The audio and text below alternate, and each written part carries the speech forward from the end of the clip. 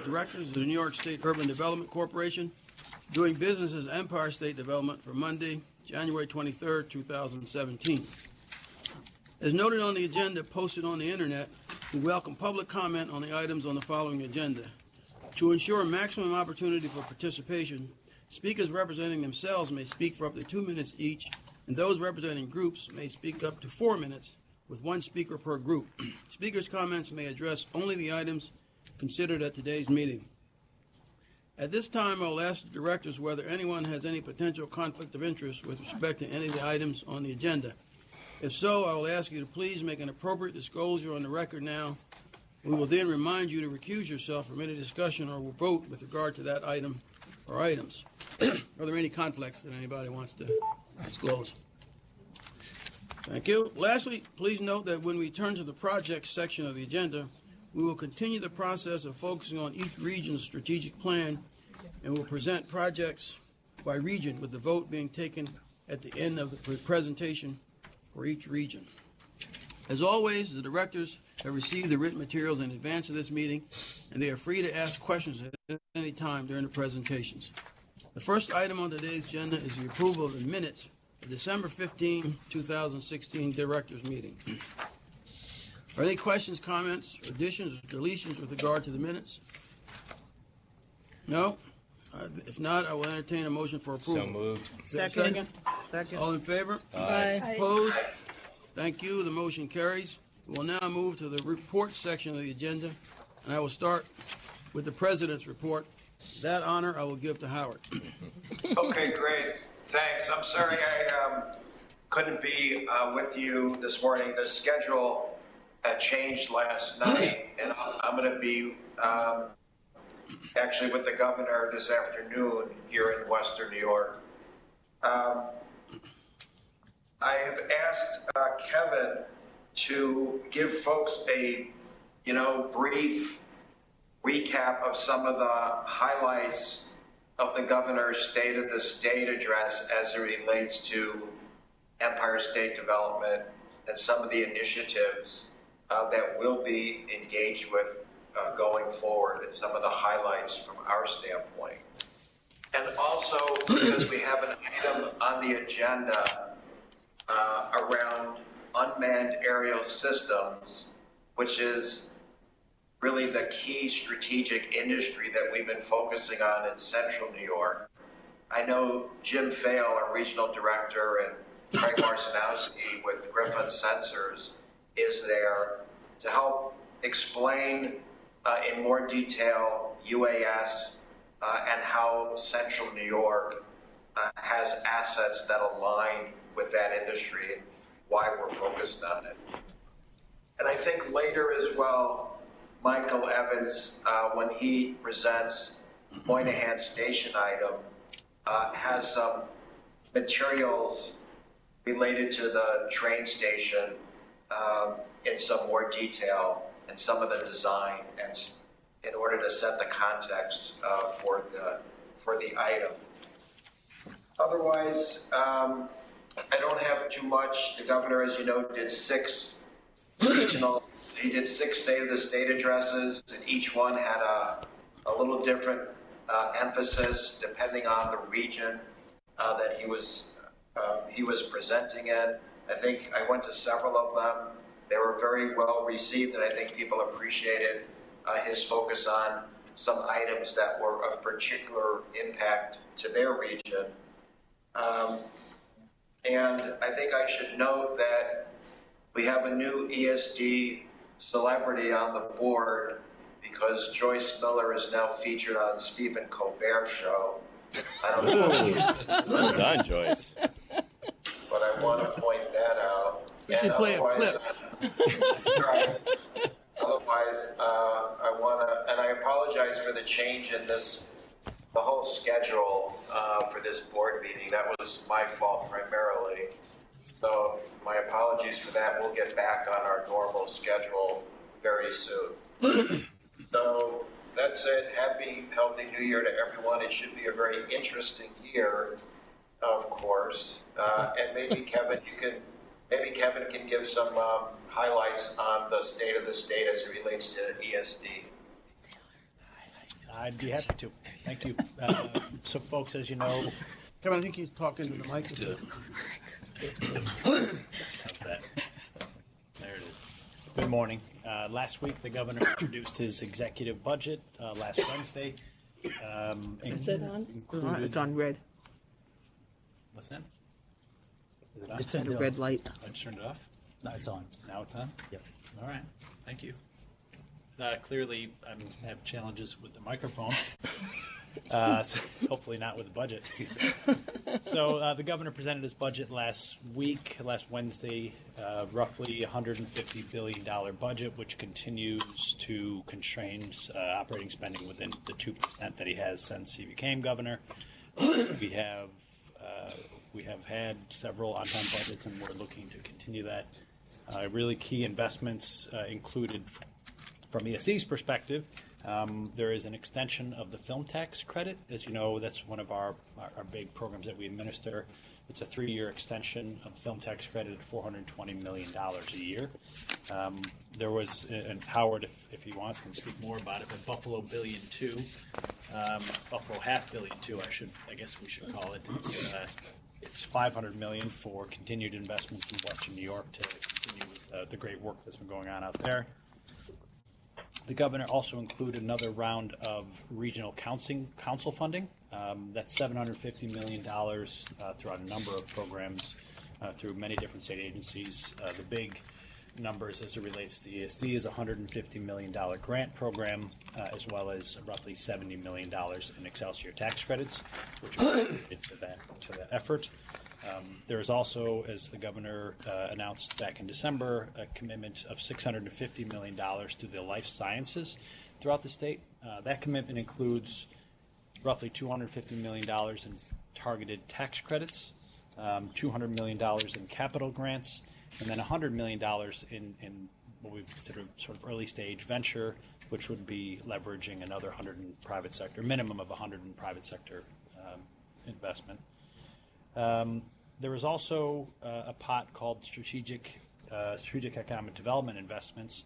As you know, we've been working closely on all the SUNY Poly projects for many months now.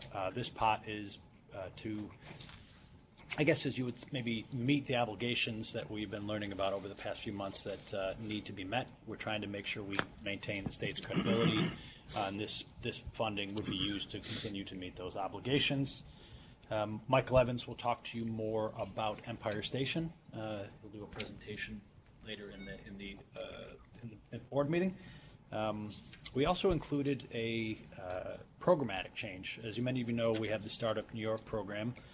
Startup New York, we've introduced some changes that would target the program on formative stage businesses. As we were going through the program over the past couple of years, we found that our sweet spot really was in these formative stage businesses, small businesses, pre revenue but pre-profit, not publicly traded. I think less than 25 employees. Really focusing on those businesses and giving them the opportunity to come out of the colleges and universities. Where we've seen success is where there's the whole spectrum of services that can support these, and of which startup is one of those tools. We also renamed the program to be called the Excelsior Business Program. In part, that is due to what we're providing is the Excelsior Jobs Program, as you all know, provides jobs tax credits for folks creating jobs. So it's a discretionary tax credit program. This would allow those businesses in this program to, once they exceed creation of 5 new jobs, they would be eligible for that refundable job tax credit. So what we're doing is providing a tax-free environment at a very early stage for these businesses, and then once they start to grow, we're giving them some of these refundable tax credits.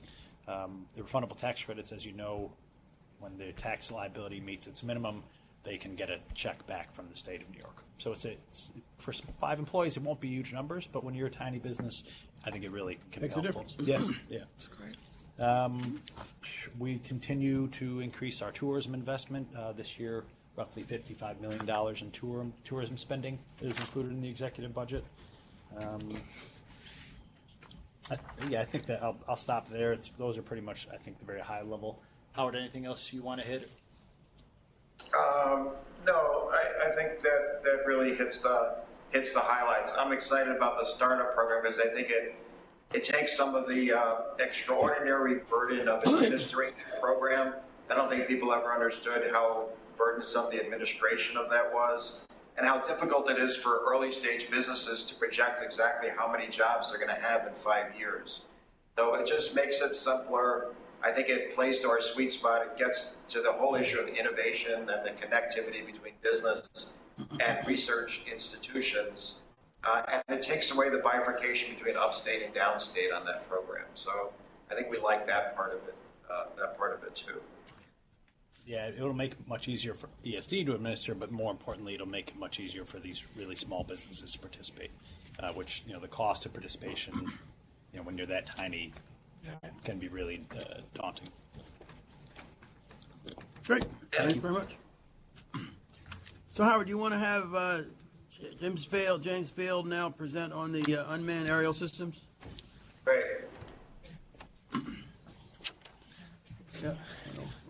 If I could see if I can improve on your efficiency with the microphone. Now that I know how it works. Thank you. Appreciate it. My husband was invited because he didn't attend the inauguration. Right. Neither did I. And he couldn't go either, or you No, none of us deliberately didn't go. would you go on the show? They invited us. He represents that district.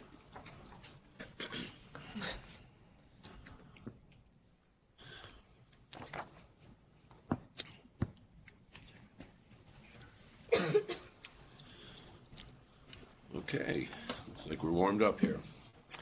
Well, good morning. It's nice to be back.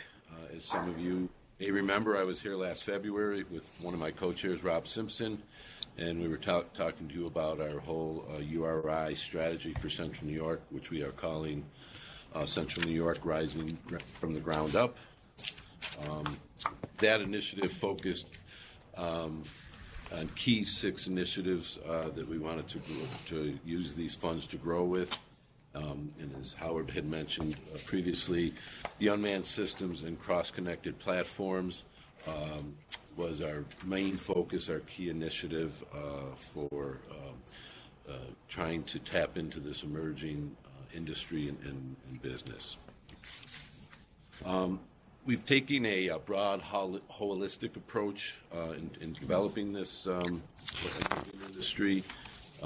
So we'll be testing for numerous types of uses in agriculture, in search and rescue, utility and inspections of facilities, cargo delivery, medical delivery, which is key in rural areas as well in third world nations, as well as picture taking for industries such as media and movies. Our approach also focuses on developing a facility called New Star, and this will be a testing and FAA certification program that will allow systems that are certified by the FAA to then be used throughout the rest of the country and world, for that matter. There's a UAS traffic management. There's a data assurance facility, the Policy Institute Innovation Zone, and then this 50-mile testing corridor between Griffiths in Rome, which is a certified FAA test site, and Central New York. And at this point in time, I'm going to be turning it over to Craig Marcinkowski, who is an industry expert in this field and was one of the key authors of this component. He's going to provide an update on our project USAFE, which stands for UAS Secured Autonomous Flight Environment. Phase 1, which the board will be asked to approve today. Because of that funding, there's a NASA convention in Syracuse in November, which the governor came and announced some Phase 2 funding.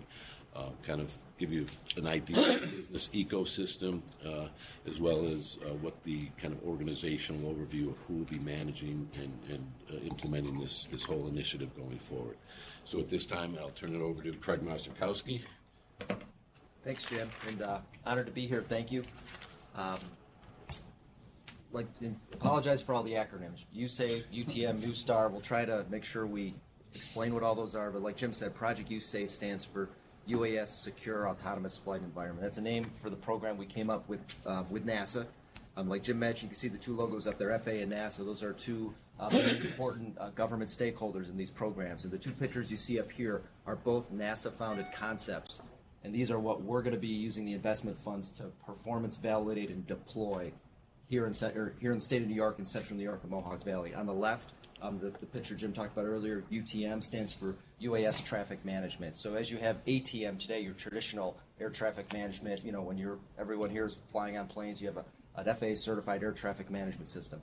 What NASA's been leading the research in is this low altitude. Right now with the program, we're focused 500 feet and below, and craft that are 55 pounds and lighter. So, why aren't I getting my Amazon delivery to my doorstep? Those kinds of applications. Or, like Jim said, precision agriculture, low altitude. But this is where the majority of the commercial UAS business and applications will be happening, and where a lot of the real economic benefits going to be realized.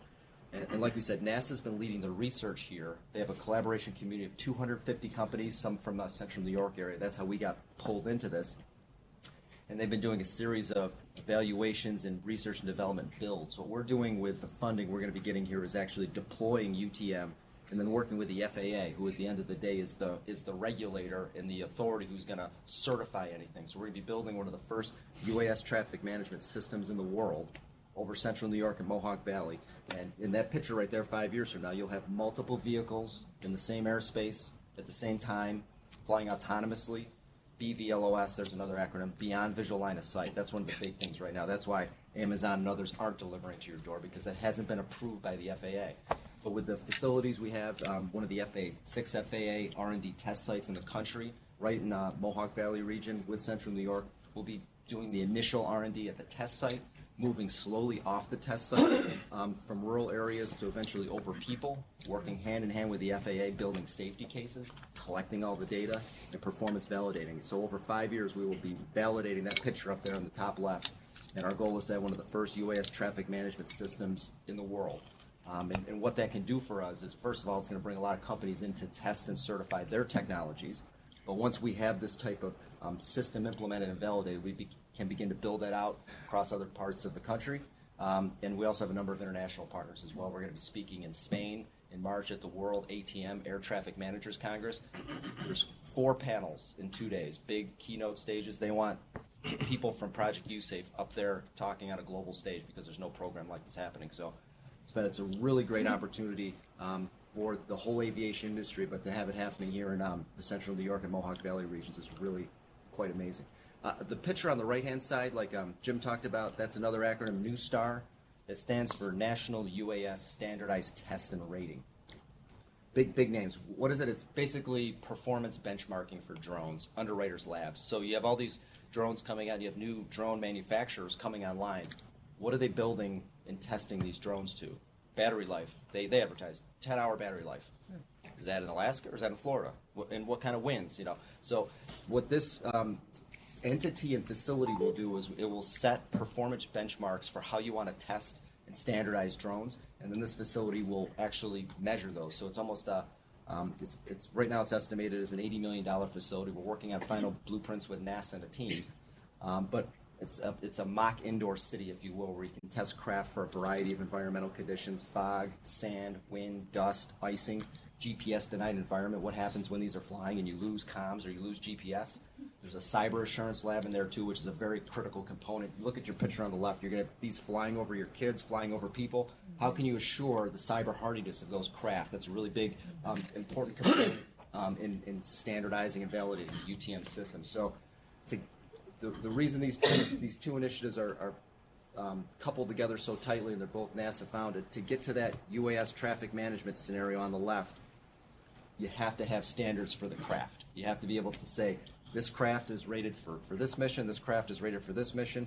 And just to give you a little scenario, New Star, you'll have some type of rating for the craft, 1 through 5. New Star 1, maybe your lowest rating, I'm approved for visual line of sight operations, 1-to-1, out in the middle of nowhere, maybe I'm inspecting my roof.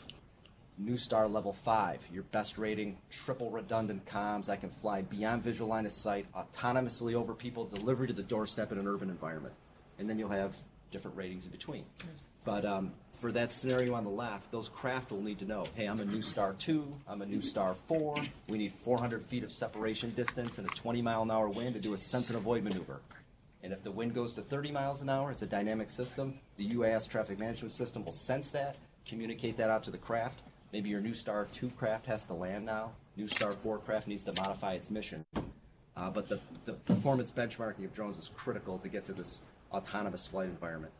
So that was a quick spiel on a lot of different acronyms and everything, but at a very 30,000 foot level, what's going to be happening here in the state of New York, we're going to be building and certifying a UAS traffic management system.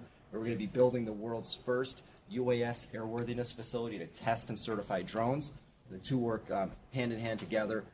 Putting this infrastructure here in the state of New York is pulling companies from around the world here to be at the forefront of unmanned systems and the safe integration of them into daily life. Was there any questions on that? What's the likely timetable? So the time frame right now, we're beginning of we're in the middle of phase 1 right now. This is a 5-year project, and it's in alignment with NASA's UTM research objectives. They have 4 TCLs, they call them technical capability levels, where they're building on increasing capability. They started TCL 1 about a year ago, where it was just very rudimentary visual line of sight flying. TCL 2 just happened in October out in Reno, Nevada, where they started doing some initial beyond visual line of sight, and TCL 3 is happening in about 18 months. The UTM convention we talked about hosting back in November was an opportunity for them to brief the community on the results of TCL2, and we hosted that international conference in Syracuse. We'll talk about that in the next slide, but roughly 5 years is the horizon. And we want to be careful when we say that. We don't want to say, oh, FAA is going to certify everything in 5 years. We don't want to tell the regulator what they're doing. We're working hand in hand with them. They wrote a letter of support for the proposal. They're extremely supportive of this program, but how we like to say it is we're helping the FAA solve this problem. We're coming up with very unique data that the industry doesn't really have, and our estimated timeline with them is 5 years, but we're not going to tell the regulator when they're going to certify something. But that's the plan right now. Phase 1 funding announcement took place down at the White House. You can see Howard up there. This picture says a lot about our standing with this program in the aviation community. So this was the White House's first UAS day. Drones have been a very touchy political subject. Them coming out and having a UAS day was like a big show of support from the executive branch. Up there you have Dr. Jaewon Shin on the, you have your moderator, and then Dr. Jaewon Shin from NASA headquarters, Jim Eck from the FAA, and Dr. Howe from MIT. These are very big heavy hitters in the UAS space, and to have New York State representation up there by Howard Zemsky really says a lot about the safe UAS integration program we have. And this was the venue to announce phase 1 funding, which is the part of the program we're in right now. It's a $5 million investment by the state, and it's laying out the preliminary engineering and siting analysis for the UTM corridor that the governor announced at the UTM convention. Phase 1, just some high-level milestones that we're in the middle of right now from a UTM standpoint. Like we mentioned, engineering analysis, and they're doing a lot of siting for where sensors and infrastructure will go for this 50-mile corridor from Syracuse out to Griffith International Airport. There's a whole USAFE architecture that's being finalized as part of this engineering development phase. There's a mobile UTM system that's being architected and a prototype built. Initial corridor will be operational in May 2017, and there's also an element of critical infrastructure protection. To be able to fly drones, everywhere, you need to be able to first ensure that you can keep them out of certain key areas. On the New Star facility, this is, like we said, an $80 million facility. There's an interim capability being built at Syracuse University. There's an advisory committee that's being finalized, RFPs, a number of RFIs being released, and then the New Star and Drone Innovation Zone site recommendations will be coming out of phase 1 as well. We talked about the UTM convention that was hosted in Syracuse and Rome. The first UTM convention was out at NASA Ames, July 2015, Mountain View, California. There's about 1,000 attendees at that. NASA announced it 3 months in advance, thought they'd have a couple hundred people. It was just another show. And Howard spoke at the first UTM convention on a panel regarding UTM from a state's perspective. Did a great job out there, Howard. And that in part, also with the announcement of Project USAFE, led to NASA agreeing to let Central New York host the second UTM convention. Picture on the top left was out at the first day out at Griffiths International Airport. They did a number of different UAS demo scenarios. Moving to the right, that was the governor's announcement for Phase 2 funding element for the 50-mile corridor. It was a $30 million investment by the state. And then going around, there was the show floor. Bottom right corner, there was over 100 different industry experts speaking at panels at the UTM convention. And then the bottom left, we had a sense and avoid competition. There was a number of teams that came in, and there were actually two winners, one from Carnegie Mellon and one from Georgia Tech. Oh, and I'm sorry, Jim, and just one other piece on the UTM convention. This convention was held in Syracuse, New York, election week. We announced, I think 6 months in advance, there was not a lot of runway, and we were like, it'll be a win if we get 400 people. But even just pulling this convention to Syracuse and getting NASA's approval was a big deal. We ended up having over 700 people election week, sensitive void competition, people from 12 different countries. It was a really great success. And show for where the community is going and the support behind this. Phase 2 of USAFE, and you asked earlier about the timing of the program. Phase 1 was a 6-month preliminary kind of engineering phase, and then it's basically Phase 2, 3, 4, 5. They're 12 to 18 month on the order phases. Is how the program is spec'd out right now. The red line there, this is notional. As part of Phase 1, we're doing final siting analysis for the corridor, but this gives you a representative. There's going to be roughly a 50-mile beyond visual line of sight corridor, from Syracuse to Rome, if you will. And in this corridor, there's going to have, the type of low-altitude instrumentation to really be able to do the type of UAS traffic management flying. We're talking, once again, 500 feet and below, being able to characterize and see the airspace.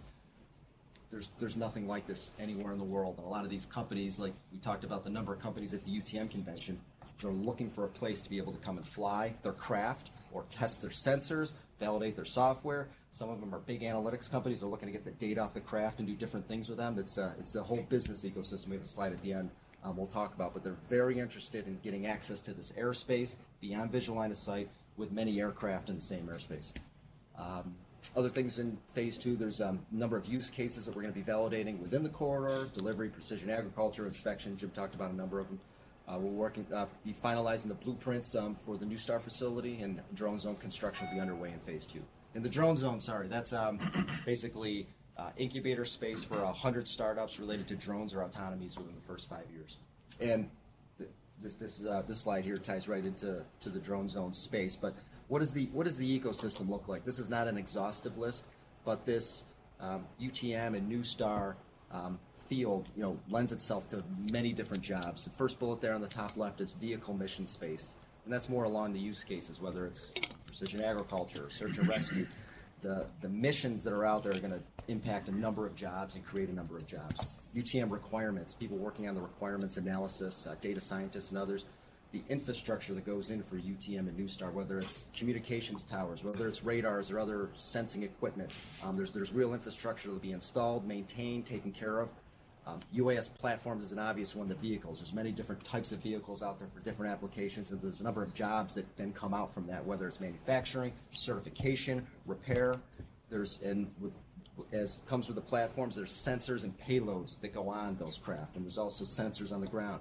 There's communication equipment on the ground. You need to have secure comms to and from the craft for any reliable UTM system. There's a big issue with spectrum management. How are you going to start managing all the different spectrum that's out there in the air for these new crafts? Cybersecurity is a major industry from the craft and also for all the different comms links. Test and validation, just the test and validation jobs as part of this program. Lots and lots of data is going to be collected on these craft, the missions, and the FAA won't certify anything until they see lots and lots of data, especially for this new space and especially flying over people. Vehicle repairs, 3D mapping and visualization. Sensitive void is a very key field right now, airborne and ground. UAS traffic management displays. There's a lot of companies working on how do we display this information. There's all kinds of, for traditional air traffic management, displays in the FAA towers and other things, but there's going to be a new types of displays and ways to use this information. Big data, UTM data flow and analytics. A lot of companies saying, hey, there's going to be all this data coming off these crafts. How do we manage and optimize airspace? Insurance industry was one I didn't think of at first when we started getting into this. That New Star facility where they're going to be performance benchmarking, getting data on all these craft, the insurance industry is clamoring for that data. They're trying to write policies on some of the early commercial UAS operations right now. They keep telling us we have no data. They'll pay a premium for the data coming out of that New Star facility. Policy and regulation, quite a bit of activity there. There's going to be for the foreseeable future as we integrate jobs related to autonomy, and weather was another one. Didn't really think of it first, but the weather models out there are not robust or adequate enough. We need much better low altitude wind fidelity models. Most of the models are at much higher altitudes, especially even if you're flying 200-300 feet, wind gust and shears, those types of things you get tested in the New Star facility, but we need much better weather models, and NOAA is part of the team, University of Oklahoma, and some here in the state of New York with the team Mesonet are looking into this as well. So now you can see why I had to bring Craig here. Well done. Good decision. I just wanted to finish up with kind of explaining who's actually going to manage all this and who's responsible for that. And it's going to be an entity called NUAIR, which stands for Northeast UAS Airspace Integration Research and Alliance. This entity was formed back in 2013 when Central New York and Mohawk Valley first applied to become one of the 6 certified FAA test sites. We were selected, and NUAIR has been responsible for overseeing that initiative since then. So as we started looking around, it seemed like a natural that they would expand their mission and take on this whole Project USAFE. So we approached them. Their board last week recently approved to expand their initial mission to include taking on Project USAFE. So they, this will require them to change a little bit of their staffing makeup because they really were more just focused on testing, where now they actually need to create more of a business development as well as the testing component. So they'll be required to go out and hire a new CEO, some business development staff. And part of the funding from Phase 2 will help them to kind of cover some of those initial soft cost to get up and running and being able to manage this properly. And I just wanted to show you the board of directors and kind of how it's diverse and spread up. And some of the reasons we have Massachusetts there is we have partnered with them as part of this whole initial testing site, and we're using some of their technologies with MIT and some of those sites that they have. They have a location over the ocean that we're able to do some testing with, which helps. So that's why we kind of brought them in as well. As you can see, I am also on that board, and I scratch my head the whole time when I'm sitting on the board and don't know what's going on. But so that's just as quick of an overview as we could give, and would take any questions that you have. What is Center State? Center State is a business. It's basically the main business organization in. It's over a 12-county region in the Central New York area. So it's essentially a chamber of commerce. Gotcha. Thank you. Yes, So you're talking about developing facilities and equipment, etc. Is there a manufacturing in New York component to that, or is you just buying the components from wherever you can get them? Well, we certainly would hope that could lead to some manufacturing component. Are you aware of any specifically right now? Sure. So the facilities that were going in there were more test and validation facilities, but the hope would be that you would attract, whether it's vehicle manufacturers and others, to the region. First, they'll probably be coming in for R&D, a lot of the companies we're talking to right now. Another nice program, Genius New York, is just funded 6 startup companies with a business competition. One of them actually is a craft manufacturer. So depending on how that company grows and utilizes some of these infrastructure plays we made, that's a potential growth path right there as well. And there's another company in Syracuse that doesn't necessarily do manufacturing, but they do repairs on crafts for some of the largest drone manufacturers in the world. So basically, those companies filter all their repairs and refurbs right through central New York. So that's kind of a pseudo manufacturing play there from a hardware perspective. And and also from a manufacturing side, there's a number of sensor companies in the region right now that could make plays for the type of sensing equipment that's needed here, which would lead to manufacturing jobs. So we hopefully You might want to talk about the recent announcement made about Saab in Central New York. Okay. As part of one of the state-of-state initiatives in Central New York, the governor made an announcement that we'll be making a $30 million investment to encourage Saab, which is a sensing who has it. They're in Sweden to have their northeast headquarters located in Syracuse. They currently do have a presence there. This will allow them to expand their current presence that's there. It'll lead to the retention of about 450 jobs and the creation of 260 jobs. But again, having their North America headquarters in Central New York mirrors nicely with what's going on here. They do a lot of radar and sensing for the military. So part of what they've committed to is, taking that technology that they use for the military and help to be utilized in this sector as well. Yeah, big global aerospace company moving a number of jobs to Central New York. It's a big deal for the industry. So you see this as the beginning of the development of a new industry for Central New York, possibly attracting other related industries to this location now that we would have this facility. Very much so, yes. I mean, when we were challenged a year ago by the governor to come up with very creative, innovative concepts and really, changing what could really change our area, this was because of the test site that already was there. It became a no-brainer. It's like this is the future. It's going to happen, whether you like it or not. Google and Amazon are going to be delivering packages to your house probably within 5 years. And it's So my husband's shirts won't end up in Alaska this time.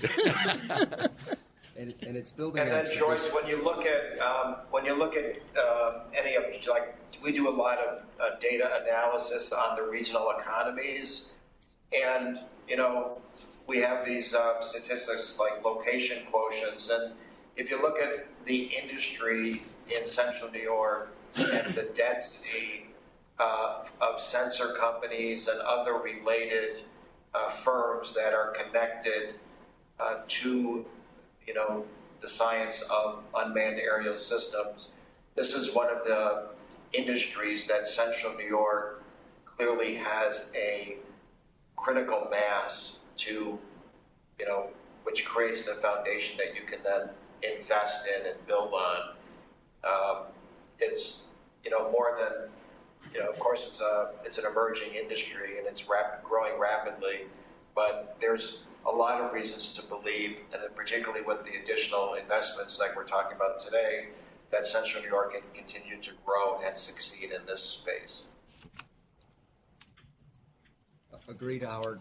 Craig here. There was, a tradition of aviation companies already in Syracuse, whether it's Saab Senses, SRC, Lockheed Martin. That's one of the reasons we got the EFA test site there initially. And doing the work with NASA, we were able to identify the emerging opportunities here because of that aviation heritage. So I think we're building off of what we have into a much new and exciting industry. What other country? You mentioned that there were other countries that are going to be coming, etc. Which countries are those principally, and are we doing particular outreach to them? Yeah, absolutely. And one of the great things, just another example, so NASA's been leading this UTM initiative, and they've got all these 250 collaborating partners, and they have countries like Italy, Singapore, Japan, New Zealand, Airways Corp New Zealand, UK NATS, which is one of the air navigation service providers over there. They've been coming to NASA saying, hey, we want to implement UTM in our country. And NASA's gone, well, we have to do it here first. We can't work directly with you. But they keep saying, go talk to the guys in New York. they have a real UTM program, and NASA's basically filtering people to us, and they want to see what we're doing with Project USAFE, and they're saying we want to come potentially implement this in our country, or we want to understand what you're doing with the FAA and how we can implement that here. That's part of the reason we've been invited to go speak in Spain at the World Air Traffic Managers Congress. So those are just some of the countries, and we're on the agenda with Project USAFE, and they want to hear what we're doing. One of the first certified, hopefully certified UTM systems, and how they can pull that or implement pieces of that in their countries.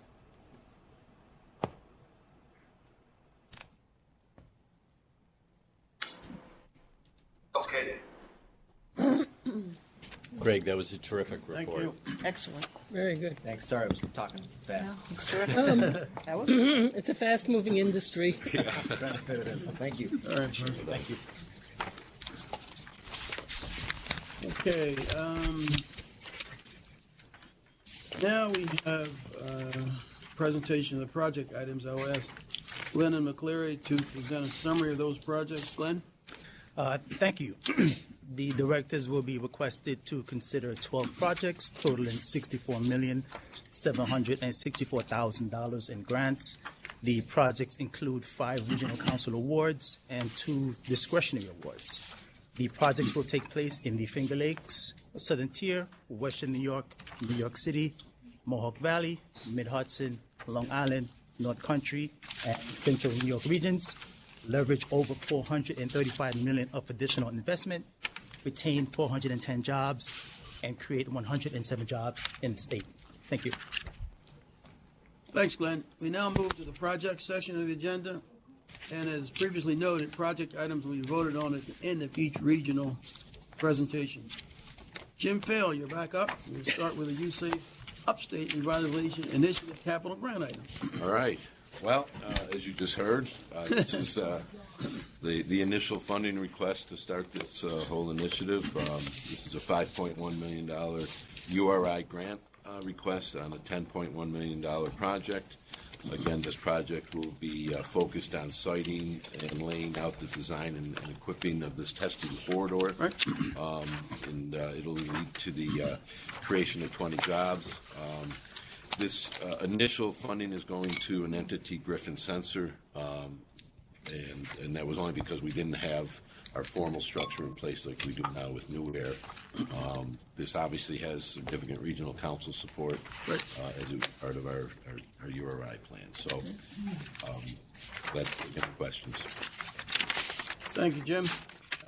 Any questions from the Jim, director? what's the total amount that EDS has invested in UAS at this point? With this particular project, USAFE, it'll be $35 million, and then with the $30 million to Saab, $20 million of it was Excelsior, $10 million of it was a URI grant. So, from a grant perspective, about $45 million. Great, it's exciting. Yep. Any other questions from the directors? Is there any comments from the public with regard to this item? If not, is there a motion? So moved. Is there a Second. second? Thank you. All in favor? Aye. Any opposed? Thank you. The motion carries.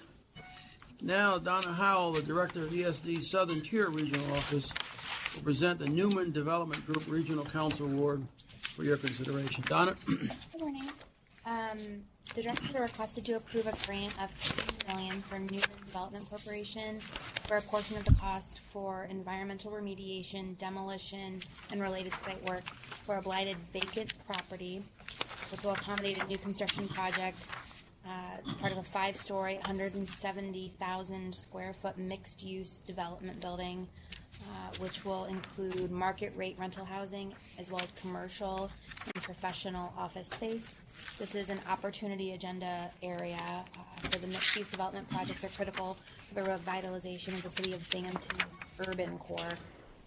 It's a CFA Round 4 priority project and is consistent with our Council's strategic plan to revitalize the region's downtowns, main streets, and neighborhoods through smart and sustainable practices for community development. This $28.3 million transformative project will help to repurpose a waterfront commercial property in downtown Binghamton and attract new businesses to the area.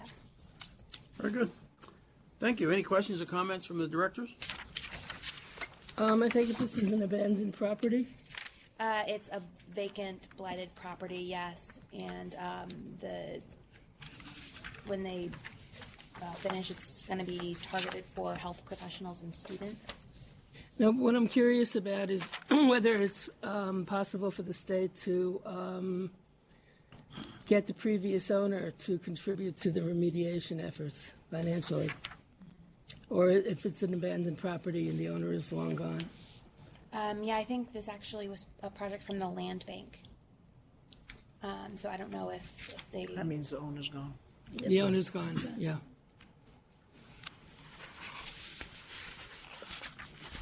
Any other questions or comments from the directors? Any comments from the public? Not, is there a motion? So moved. Is there a second? Second. All in favor? Aye. Any opposed? Thank you. The motion carries. Christopher Shopling, the director of ESD's Western New York Regional Office, will present the next 3 items for your consideration. Please hold your vote until all 3 items have been presented. Chris? Good morning, everybody. The directors are requested to approve $3.1 million in grants representing 3 separate awards over 3 annual CFA funding rounds from the Regional Council Capital Fund for the creation of the $20 million National Comedy Center in Jamestown. Construction is well underway, and the project is on schedule to be completed in June of next year, 2018. Approval from the directors is needed now because the Comedy Center has also been awarded New Markets tax credits, and the project's financing needs to be in place this spring in order to allow the New Markets closing to proceed. The Comedy Center has been designated as a priority project by the Western New York Regional Council over the last 3 funding cycles, and of course sits at the center of revitalization efforts in Jamestown. When complete, it is expected the Comedy Center will attract over 120,000 visitors, mostly from outside of Chautauqua County.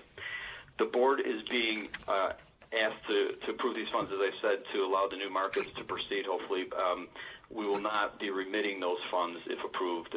They'll be moved into an imprest account, which the corporation controls, just to show that the project has secured the funds, and then the grantee will access the funds as a lump sum when the project is completed.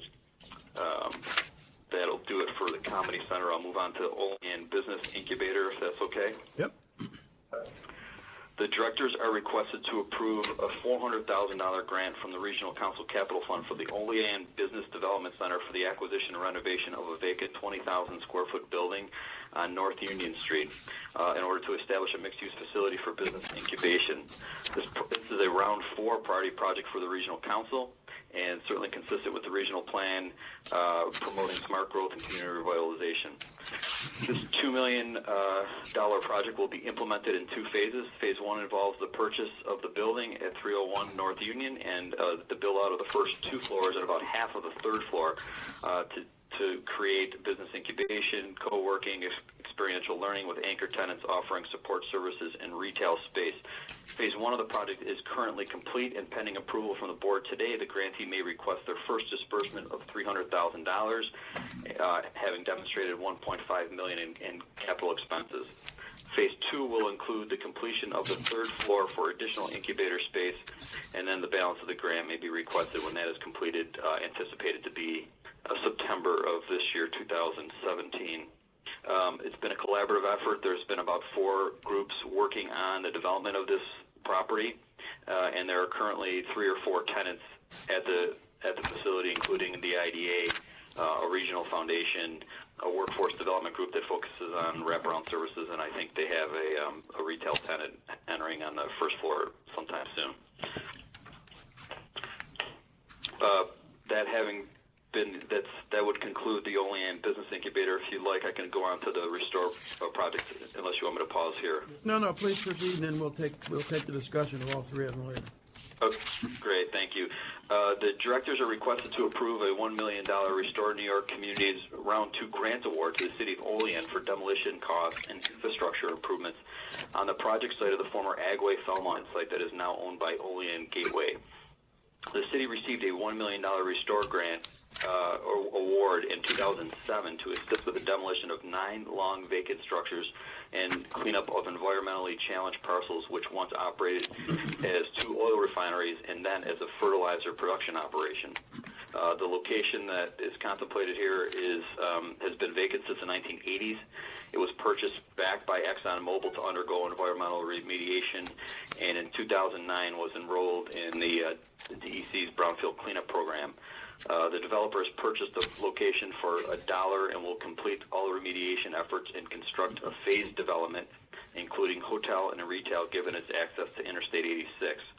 The City of Olean has requested ESD's permission to utilize the restore funds, which were originally intended for structural demolition, which Exxon actually undertook on its own, to instead assist with the demolition of remaining sub-level foundations of the former buildings, as well as to offset any necessary road and utility infrastructure costs required to prepare the former vacant brownfield site for future development. So the project will return a long vacant parcel to the tax rolls and encourage, hopefully, adjacent property development. Thank you. Very good. Thank you, Chris. From the directors, any questions or comments on either of the 3 items? About the business incubator, why is Olean considered a location that would be suitable for a business incubator? What is there in the broad vicinity that would lead one to expect utilization? I'm sorry, I'm having trouble hearing the question. Oh, you want to? Yeah, in regard to the business incubator, what is there about Olean, or what is in the vicinity that leads one to think that this would in fact attract startups, etc.? Right. So, I mean, I think it's in the project location is right in the center of a now very walkable downtown Olean that's starting to create some density, adhering to some smart growth principles. Of course, entrepreneurship, one of Western New York's 3 enabling strategies, and we've been with a strong manufacturing heritage in Olean. So I think there's some something around the manufacturing space. I also would note that, we run 43 North, the country's largest business idea competition out of Buffalo, but as we have done some analysis of the submissions with regard to who's coming in for that competition regionally, a lot of that, not a lot of it, but I mean a fair amount of it happens around the southern tier. So I think what we're working with the 43 North competition is all parts of our region, and for that matter, beyond our region, as we grow and learn, to go back to those communities where those entrepreneurial ideas are originating, to go work with the Oleans or the Jamestowns or even our partner, our other regions throughout the state, to facilitate maybe not winning. They may not be winners of 43 North, but if there's an entrepreneurial spirit in these communities, which the internet allows all communities to pursue, I think that's something that you'll see happen in places like Olean that are creating walkable downtowns that have access to water and good quality of life. The demographics are such in that area that one would think that there would be entrepreneurial ventures, startups, etc. in this area. In other words, I'm saying, is there a young population there as opposed to another aging city? Yeah, I mean, I don't think it has the strongest set of demographics in the state, to be forthright, but I think that they are working very hard to create a high quality of life, and that I think that the internet is a great equalizer in communities like Olean, and that there is a spirit of growing spirit of entrepreneurship. I think they have a lot of work to do. It's a relatively modestly sized building that will have mixed use, so it will do some incubation. They'll have some ground level retail. It'll be restoring a historic building. So I think they have a challenge ahead of them, to be frank. But I think that they do have some of the larger makings of what leads communities to be part of the entrepreneurial spirit. Well, I'm just curious. I'm just concerned, though, because business incubators are notably not necessarily successful in terms of developing new industries, and especially in an area where there doesn't seem to be much support for such a facility, either in terms of academic facilities or research R&D facilities, something going on in the area, a population in the area that would lead one to think that there would be much usage of such a facility, and that the possibility that such a facility might in fact lead to the development of viable companies. I certainly understand the concern. I think that's why they're trying to have a mix of uses and not just be reliant. I mean, it's a relatively modest-sized building at 20,000 square feet. They're going to do ground-level retail. It's 4 stories at 5,000 feet of floor. They're going to do a floor of retail. They're going to do some commercial offices. They have 3 or 4 commercial office tenants. I think having a goal of incubating, 5 or maybe 7,500 square feet of incubator, accelerator, experiential learning, or co-locating space is a relatively achievable and modest goal for a community like Olean or some of our smaller, more rural-based communities. I don't think it's to be honest a terrible overreach in terms of sizing. Olean does have a lot of manufacturing, Joyce. It's got quite some companies that our Fortune 500 companies have significant operations in Olean. And you actually have quite a bit of engineering. And manufacturing is one of those industries that generates more patents than most any industry in the country. So, I think it is a city. It is making a lot of the right moves. It does have a lot of manufacturing jobs. And I think there's a reasonable opportunity there. Thank you. Any other questions or comments from the director? Any comments from the public with regards to these items? Not, is there a motion? So moved. Second. Second. All in favor? Aye. Opposed? Thank you. The motion carries. Now we'll have Allison Nowak representing ESD's Mohawk Valley Regional Office to present the Trenton Technology Regional Council Award for the director's consideration. Allison? Good morning, everyone. The directors are being asked to approve a capital grant of $1 million as a portion of the cost of a project to renovate a 143,000 square foot vacant space for high-tech office and manufacturing space and to expand existing operations for Trenton Technologies. Trenton Technologies was established in 1979 and has evolved into a full-service custom manufacturer of printed circuit assemblies, sub-assemblies, and final assemblies. The company is family-owned, and all manufacturing facilities are located in New York.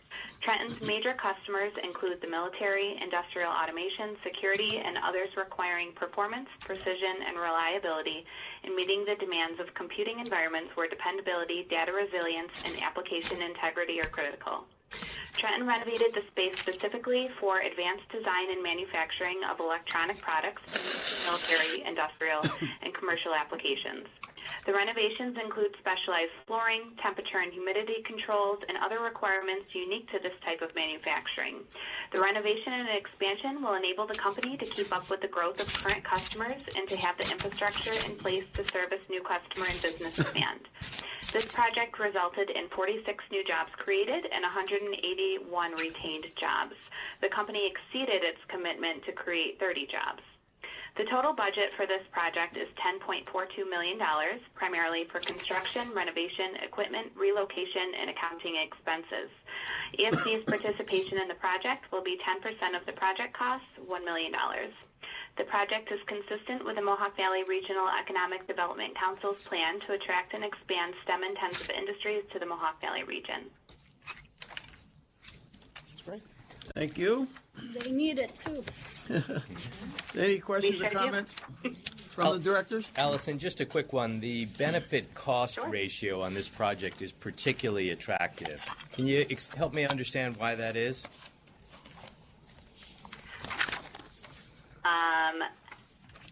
That's a really good question.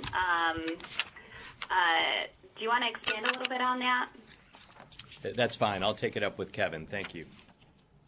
Sure thing. So part of the benefit cost analysis, there's a number of jobs that are being retained and created. So that sort of help with sort of why the benefit cost analysis actually is effective. Quite a number of jobs that were being retained and also created. Thank you. Any other questions or comments from directors? Any comments from the public? Is there a motion? So Is moved. there a second? Second. All in favor? Aye. Opposed? Thank you. The motion carries. Now we'll hear from Megan Taylor, Director of ESD's Mid-Hudson Regional Office. She will present the Hudson Valley Lighting Regional Council Award. Megan? Good morning, ladies and gentlemen of the board, and Howard, how are you? I'm here to present the Hudson Valley Lighting Expansion Project to request approval from the board for a 2013 Regional Council Capital Fund grant for $705,000 as well as a $200,000 Excelsior Jobs tax credit program or tax credit award. Hudson Valley Lighting is a privately owned premium lighting manufacturing and distribution company that has been in operation since 1985, using high-grade materials and superior manufacturing techniques, including heavy casting and hand-rub finishes to create heirloom lighting fixtures that will look beautiful for generations to come. Hudson Valley Lighting outgrew its facility in Newburgh in Orange County and considered relocating out of New York State, as Hudson Valley Lighting has a sister facility in California. After an extensive site search, the company purchased and renovated a 262,000 square foot facility located at 151 Airport Drive in Wappingers Falls in Dutchess County, establishing the new location as the company's worldwide headquarters. The facility is a steel and concrete structure building on approximately 67 acres and consists of warehouse and manufacturing space as well as office and design studios.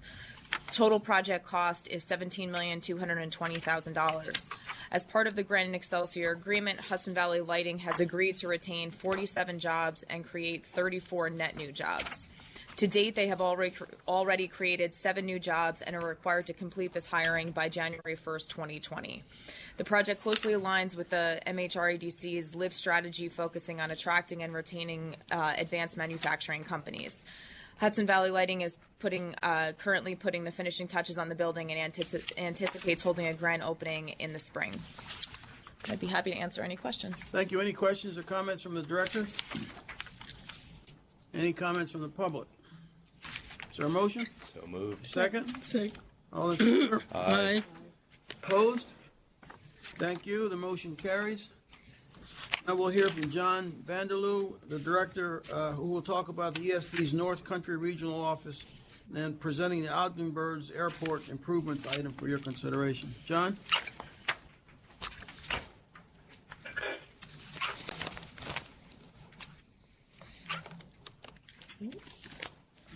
Steve Hunt for John Vanderloo on the line.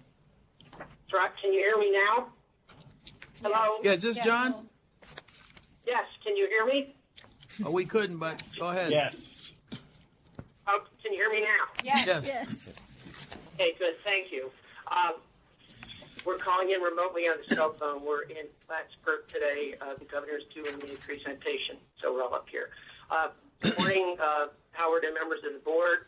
We are asking the board for approval of $725,000 for Ogdensburg Bridge and Port Authority for the renovation and expansion of the OVPA terminal, which will accommodate a steady and substantial increase in ridership, expand service capabilities, and grow the tourism market. The project is a priority project of the North Country Council and includes $225,000 Round 3 grant and a $500,000 Round 5 CFA grant. This is part of an overall $21.6 million airport improvements, including runway and facilities.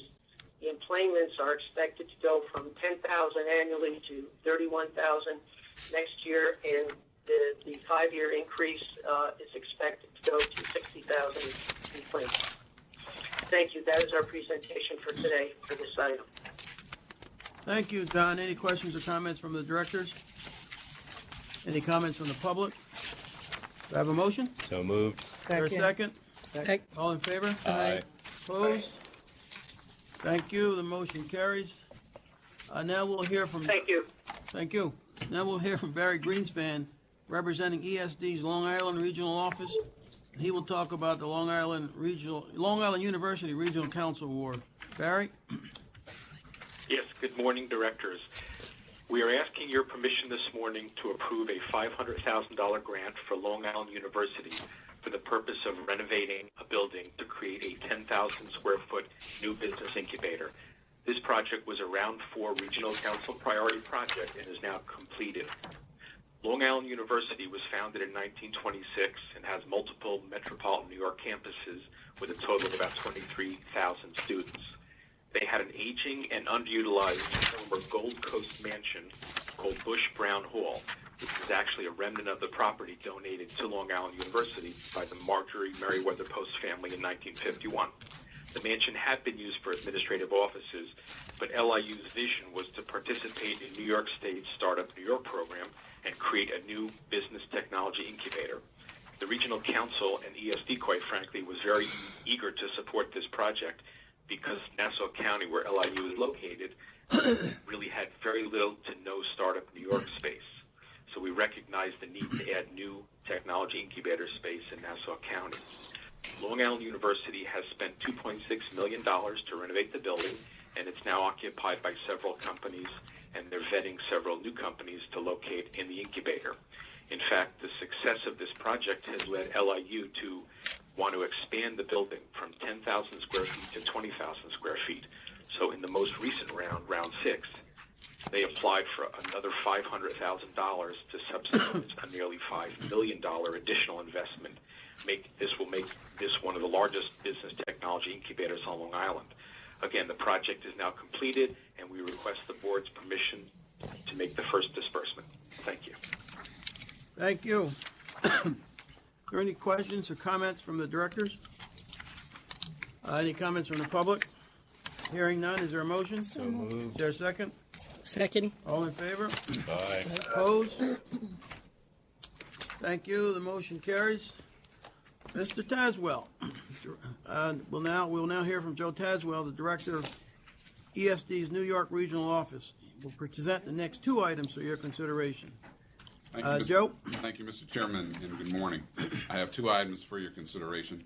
The directors are being asked to approve a $500,000 ESD capital grant to be used for the $21.6 million renovation of the New York Historical Society's renovation of its facility at 170 Central Park West to create a new 10,000 square foot exhibition and education center entitled Sweat Equity, which will focus on women's history and labor history in New York State. In a moment, Kelly Baccarizzo of our tourism office will be presenting another grant request under Market New York. The New York Historical Society, which was established in 1804, is New York City's oldest cultural organization and a world-renowned research library. The New York Historical Society, which currently employs 165 full-time employees, has over 400,000 national and international visitors, including over 200,000 students, offering after-school programs and programs that prepare low-income teens for college matriculation. The Sweat Equity Project was submitted in CFA and was designated as a priority by the New York City Council because of its importance in connecting New York State history, particularly women's and labor history, with the state and city's tourism effort. Through its exciting museum experience, the exhibition will celebrate a broad diversity of outstanding women, both heralded and unsung, whose achievements paved the way from suffrage, women's rights, and the labor movement.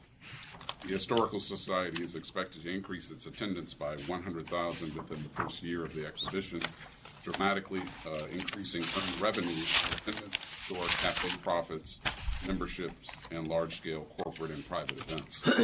The exhibit is expected to open in April and will result in 16 new jobs. Should I continue? Yeah, continue, and then we'll take them all again. The directors are also being asked to approve grants totaling $20 million for the St. George Outlet Development, LLC, an affiliate of BFC Partners, for infrastructure assistance in connection with the construction of Empire Outlets, a 1.1 million square foot mixed-use development on the North Shore of Staten Island, adjacent to the Staten Island Ferry Terminal. The project will include up to 75 retail stores, up to 12 restaurants, and a 200-room hotel.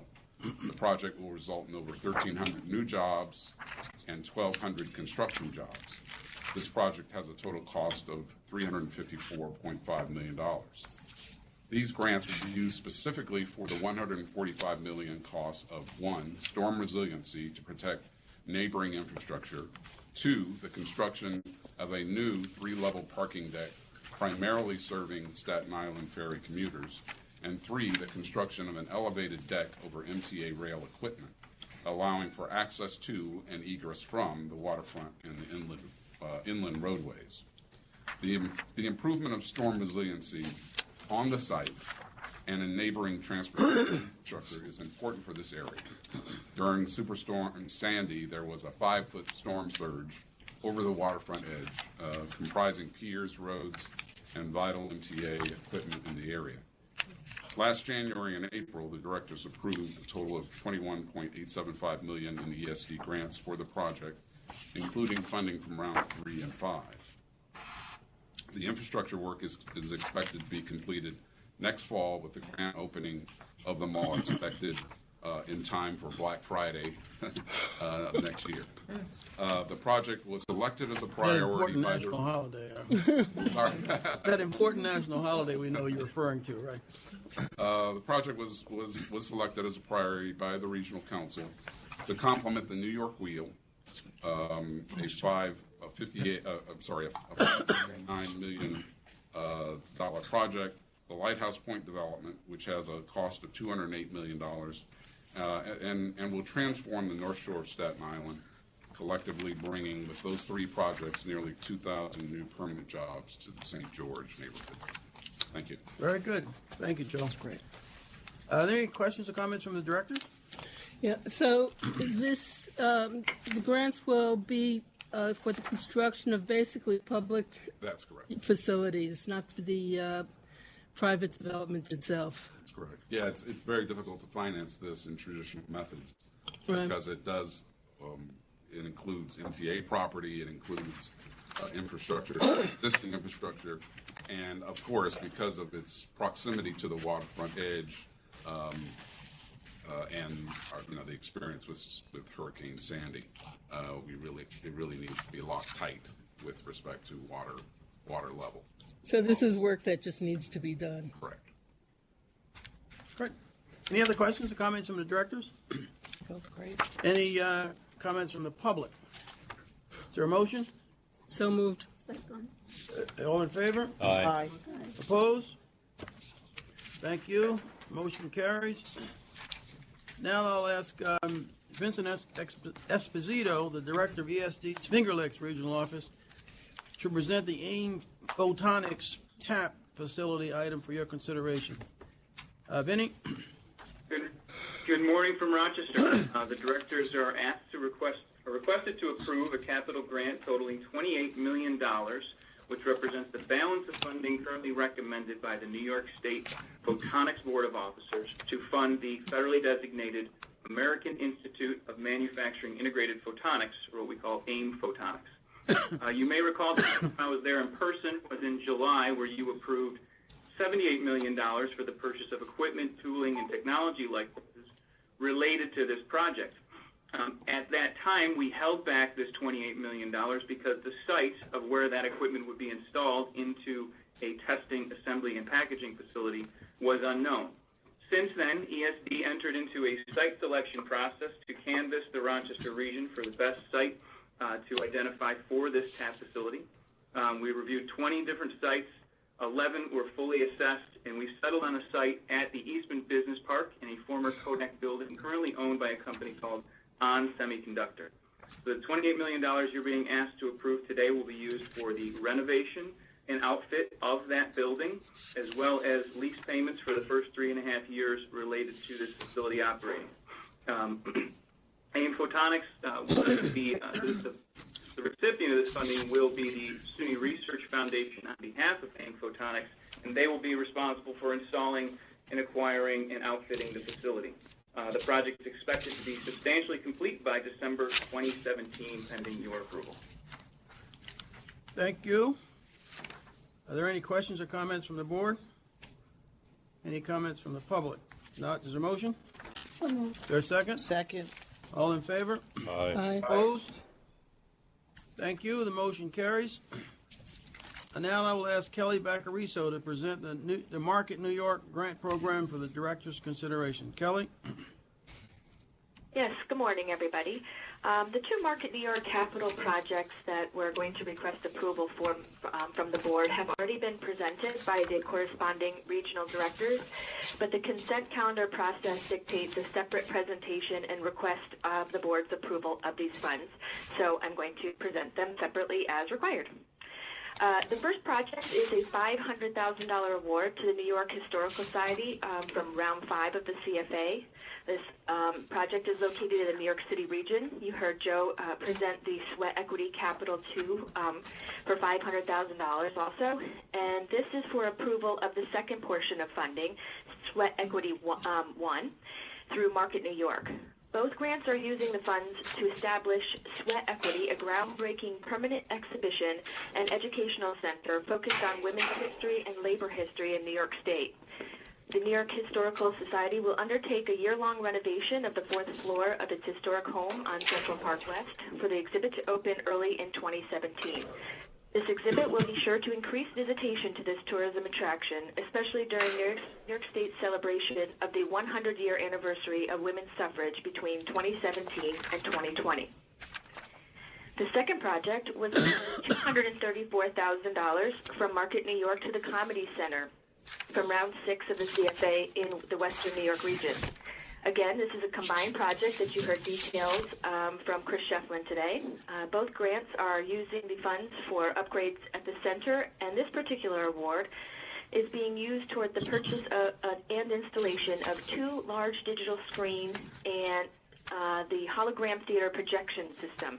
These upgrades provide a particular strategic PR advantage for the tourism destination and are also sure to increase visitation to the destination and the overall region. If anyone has any questions, I'd be happy to answer them. Any questions or comments from the directors? Any comments from the public? Is there a motion? So moved. Second. All in favor? Aye. Opposed? Thank you. The motion carries. Thank you. Ed Muzinski will now present the January non-discretionary projects consent calendar for your consideration. Ed? Good morning. Good morning, directors and everyone. Non-discretionary projects refer to those listed in the New York State budget that are the state's communities through cultural, educational, research and development, and civic organizations. These projects originate from the Governor, Assembly, or Senate, and ESD is named to administer the funding. ESD does not select the recipients of funding. This month there are 3 projects for your consideration. The first project, New York City Parks and Recreation Department Capital, is executive sponsored. This is a $500,000 grant to the City of New York to be used for reconstructing a playground in the Bronx. The New York City Parks and Recreation Department will reconstruct 29,000 square feet of the playground. The project also consists of installation of new basketball courts, renovated seating areas, new lighting, new plantings, and miscellaneous site work. The project is expected to be completed in May 2017. The second project, Nano Utica Initiative MV Edge Capital, is also executive sponsored.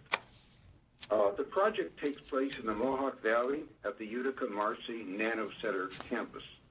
This is a modification. No new assistance is being requested.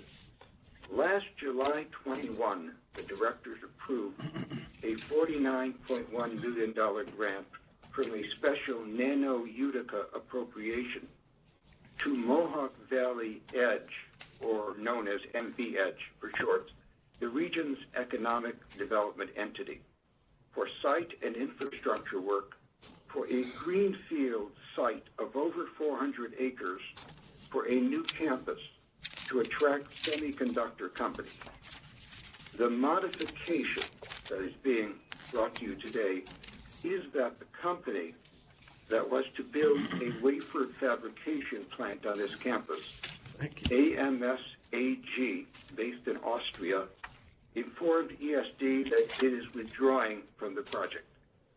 However, the site and infrastructure work is ongoing under the direction of MV Edge and expected to be completed at the end of this calendar year.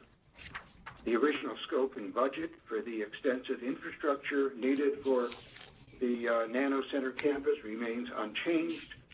The involved parties, MV Edge and New York State, will continue to market the site to companies domestically and internationally. Thank you. I have one more. The third project, Center State Corporation for Economic Opportunity Working Capital, is Senate-sponsored. This is a $400,000 working capital grant to Center States Corporation for Economic Opportunity, Central New York's regional economic development entity, and I recall it was mentioned during the sales presentation. This grant is for program and operating costs to Center State CEO, especially focused on their work on business recruitment, retention and expansion, export development, and their work with ESD's Regional Economic Development Council process, all the outreach, working with staff, identifying CFA and upstate revitalization initiative projects. This work is ongoing, with completion expected in December of 2018. That concludes my presentation of these three. Thank you. Thank you very much, Ed. Any questions or comments from the directors? Any comments from the public? Is there a motion? So moved. Is there a second? Second. Thank you. All in favor? Aye. Opposed?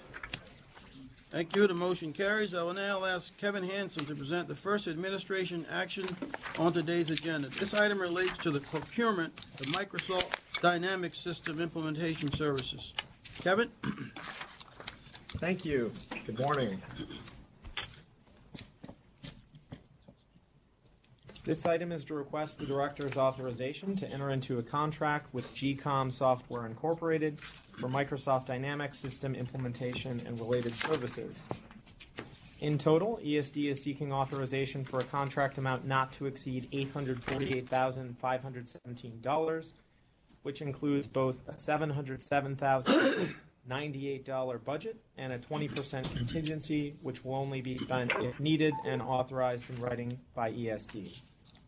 As you all know, ESD administers a diverse variety and increasing number of loan, grant, tax credit, and other statewide incentive programs, all of which are designed to develop the state's economy. Recently, ESD has identified a number of goals for improvement with respect to the information systems that we're using to originate, manage, and report on the economic assistance programs that we administer. So examples of such goals include reducing staff time devoted to duplicative data entry and reporting processes, facilitating greater data sharing among departments, making it easier for more staff to develop and produce required reports and dashboards, retaining information in a central warehouse to improve institutional memory, and tracking customers in order to ultimately obtain a more comprehensive understanding of their interactions with ESD. So in order to achieve these objectives, we are seeking to implement an agency-wide project tracking information system, which will be able to, among other functions, serve as a centralized source for information on a given business, track our contacts and business communications, and ultimately facilitate more streamlined and automated reporting to ESD stakeholders. Based on the results of a prior IT assessment, ESD staff previously determined that Microsoft Dynamics would be the most cost-effective software solution to achieve its stated objectives. And accordingly, in September 2016, ESD retained Redbrick Technologies, LLC to perform advisory services in conjunction with its implementation. Shortly thereafter, as you may remember, on November 17th, 2016, the directors authorized the procurement of up to 400 software licenses of Microsoft Dynamics. And so now that we've hired our advisor and we've received authorization to get the software license, this contract will be for a system implementer, which will, under our oversight and the oversight of our consultant, perform the necessary programming and development work to build out and customize the software to the specific data structures, business functions, and reporting needs of all of the different departments at ESD. It's listing such services. We received 5 responses. We reviewed each team's proposal. We interviewed each team on multiple occasions. We checked their references, and we received answers to a series of follow-up questions, ultimately resulting in the selection of GCOM Software, Inc. GCOM is a New York State certified minority-owned business enterprise, and it was selected as offering the best value based on, among other things, the strength of the firm's experience, the qualifications of the specific staff, the quality and relevance of its code samples and references, and its competitively hourly rates and staffing capacity. The duration of the contract will not exceed 1 year. Thank you, Kevin. Any questions, comments from the directors? Sounds like a worthwhile project. Yeah. Very much so. Any comments from the public? Is there a motion? So moved. For a second? All in favor? Aye. Opposed? Thank you. The motion carries. Steve Galt will now present a land bank program item for the director's consideration. Steve? Thank you. Today we're being asked the directors to approve Tioga County for a land bank. I won't get into the details since we've been doing this every month for the past 6 months, but the one thing I will note is the statute allows 20 land banks to be approved statewide. This will be the 20th. So unless the statute is amended to increase that amount, no additional land banks will be approved after this one. Thank you. Okay. The governor did. You promise? Is it something in the budget to extend it? Or? It's not in the budget, but the governor did propose extending it. So I expect increasing the number.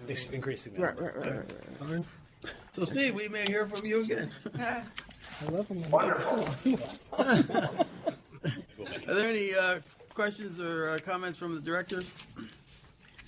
Any comments from the public? Not, I entertain a motion. Is there a second? Second. All in favor? Aye. Opposed? Thank you. The motion carries. Next, we'll hear from Michael Evans, the president of the Moynihan Station Development Corporation, who will present several items relating to that entity. Michael will begin with a PowerPoint presentation on the project. Thank you. Thank you, sir. I'm very pleased to be here. Signifies another significant milestone on this project. I know that the directors met in September to authorize the supplemental GPP, the draft, which then went out for public review and comment. So my colleague Richard Dorado will be bringing that back to you for affirmation in a few minutes. But the directors had requested at that time a presentation on the project, especially because there are a number of directors who have joined the board recently and wanted a little bit more background on the project. So I'm going to begin with a presentation, a brief presentation, talking about the project, what we're trying to do, where we are, and the next steps over the next few months, which are exciting steps to bring this long-awaited project into construction.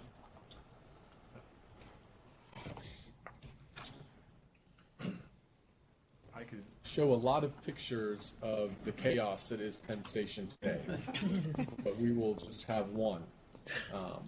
But I will summarize the challenges. The challenges at Penn Station today are, for anyone who's used it, apparent at the concourse level, where it is completely unsuitable for the demands in terms of passenger traffic today. When the original McKinley and White structure was scraped off and the rail services were buried underneath Madison Square Garden, the facility was only handling about 200,000 passengers a day. Rail travel in the region was at its low point in the post-war period. The station today is handling over 650,000 people per day. That is growing closer to 700,000 people per day every year and will quickly exceed that. To give you an example of how crowded the station is, think about the weather that we're about to get this afternoon. If there is a delay of 15 to 20 minutes on the commuter railroad lines, the railroads and the fire department have to shut the station to prevent people from coming in. It fills to capacity so quickly and is a major life safety hazard. You can see that there has been a significant rebound in rail traffic in the region. It's one of the great success stories of, in fact, federal transportation policy. which created the Amtrak system out of the bankruptcy of the Penn Central Railroad. At that time, there were only about 600 trains a day going through Penn Station. Today, there are over 1,200, and that will continue to grow. Just to give you an example of this, of how these changes are happening so rapidly, when Amtrak started its Acela service in the late 1990s, they controlled 20% of the air-to-rail market between New York and Washington and New York and Boston. Those numbers have reversed since Acela was introduced. So really seeing a transformation up and down the corridor, shifting of people across transportation modes. As has been mentioned by some of the directors, there's not only concourse capacity issues, there are also track and platform capacity issues at Penn Station.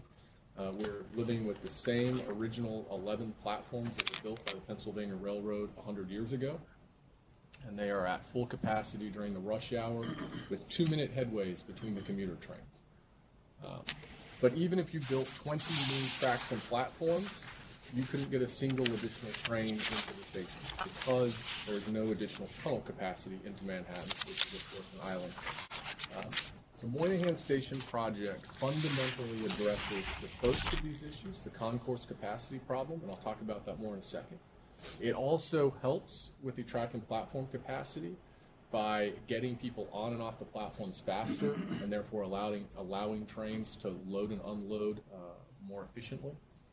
And it is part of a broader vision for the entire complex that includes new tunnels under the Hudson River that are advancing with the support of this governor as part of the Gateway Project. So how are we going to address some of those challenges that I just described? Across from the current Penn Station facility and Madison Square Garden sits the companion building to the original Penn Station, designed for meat and white. It was sold, this parcel was sold to the post office during the construction of the original Penn Station in order to help pay for the original Penn Station. And at that time, most mail in the country, intercity mail, moved by rail. So this was the logical place to situate the main post office in the city at the time. What most people don't realize is that that building sits above the existing platforms of Penn Station, and it sits above about the entire western third of those platforms, especially the middle platforms, which are used by the long trains, the intercity long-distance trains run by Amtrak, and then the longer commuter trains. Because of this, and because the post office operations have changed and have shrunk so dramatically, we have this unique, really incredible opportunity to adaptively reuse the century-old infrastructure to support 21st century transportation needs. Because we are going to take what was originally a train station, but a train station for letters and parcels, and turn it into a train station for people by retrofitting this building and dropping escalators, elevators, and stairs from it down to the existing platforms. By doing so, we'll have expanded the footprint of the facility an entire another block west, so that we'll be spreading out those 700,000 people across a much larger footprint. We're leaving concourse congestion. We're also adding a third additional stairs, escalators, and elevators, vertical circulation to the platforms. That will get on and off the train, on and off the platforms faster, and load and unload from trains quicker. Again, to give you an anecdote, our modeling shows that today, if you get off the train at the western end of those platforms, because people are still getting on and off the platform at the far western end, they have to walk now all the way east to get across 8th Avenue underground and then up. It can take 9 to 10 minutes at rush hour, which exceeds any reasonable life safety standard. With Moynihan, that will be cut in half with the first phase, and then cut again with the completion of the second phase. So how are we doing this project? We've broken it up into a couple of phases. The first phase of the project, I'll talk about in a minute, is nearly complete. The second phase is reaching some important milestones, which are the subject of the board materials before you, as well as the what we call Phase 2B, which is the commercial development, which will help finance the public improvements. First phase of the project has built an underground commuter concourse underneath the monumental grand staircase of the Farley Building. As I said, this will help speed loading and unloading. It will be the first expansion west of 8th Avenue. It will also provide an underground connection to the 8th Avenue subway and to existing Penn Station. And you will have new entries on the corners of 33rd and 8th Avenue and 31st and 8th Avenue at the corners of the Farley Building. This project is substantially complete, but we are working, as you will see in the director's materials, to enhance the lighting and wayfinding in conjunction with the governor's subway station improvement project, and this will open in a few months. The second phase of the project, it creates a new skylit train hall in the old courtyard of the original Farley Building. That courtyard had a skylight at one time. It was an industrial skylight, and underneath it, all the mail for the city of New York was sorted. The skylight was removed decades ago, and the entire facility fell into significant disrepair. But we will strip back and expose the historic steel truss structure that held the original skylight and also held the walkways for the postal inspectors and the postal police to spy on the workers below. We'll expose that structure and that history and put in a new skylight system, underneath which will be retail, railroad operations for both Amtrak, Long Island Railroad, and future Metro North, as well as ticket machines for New Jersey Transit. And surrounding that, in the rest of the building, will be a mixed-use commercial development of retail and office. These are some images of the train hall, which is now in permitting. Again, just to emphasize the key project benefits, increasing the concourse space by over 50%, adding 30 new escalators, elevators, and stairs to the existing platforms, expanding the Acela Lounge sixfold, providing natural light to the traveling public for the first time since the late 60s.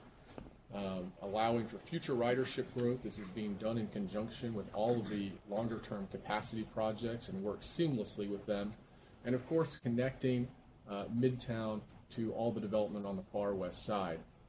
You have the equivalent of half of downtown Boston being developed west of here, and with insufficient transportation infrastructure at this point. An update.